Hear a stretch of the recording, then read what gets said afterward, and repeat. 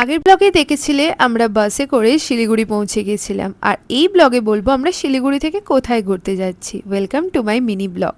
তো শিলিগুড়ি পৌঁছেই আমরা চলে গেলাম বাইক রেন্টাল, মানে যেখানে আমাদের আগে থেকে কন্ট্যাক্ট করা ছিল।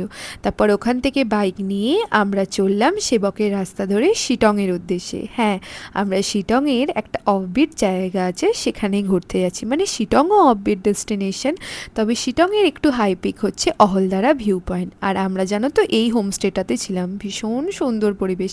আমি এই হোমস্টে রিলেটেড একটা ভিডিও খুব শীঘ্রই তোমাদের সাথে শেয়ার করব। আর ওখানে পৌঁছে আমাদের ভাত, আলু ভাজা, ডাল আর চিকেন কষা দেওয়া হয়েছিল। সে তো মানে দারুণ লাগছিল, মানে এতটা জার্নি করে গিয়ে যদি ওরকম গরম গরম খাবার পাওয়া যায় তো ভীষণ ভালো লাগে। আর এটা ছিল আমাদের রুমটা খুব স্পেসিয়াস ছিল। আর যারা গ্রুপে ঘুরতে যায় মানে যেতে চাইছো তাদের জন্য তো এই রুমগুলো ভীষণ ভালো।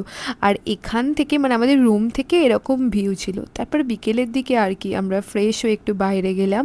তারপরে ওনারা আমাদেরকে বিকেলে মানে ইভিনিং স্ন্যাক দিয়ে গেলেন, তার মধ্যে ছিল আদা দিয়ে চা আর পেঁয়াজের পকোড়া, মানে এক কথায় পেঁয়াজি।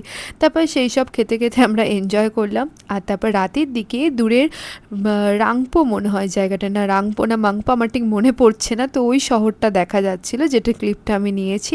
আর তারপর কি রাতে আমাদের সেম মেনু ছিল, তবে ডিম কারি ছিল। তো এইভাবে আমাদের দিনটা বেশ মজায় কাটলো। তবে stay tune for the next video. আজকের মতো বাই।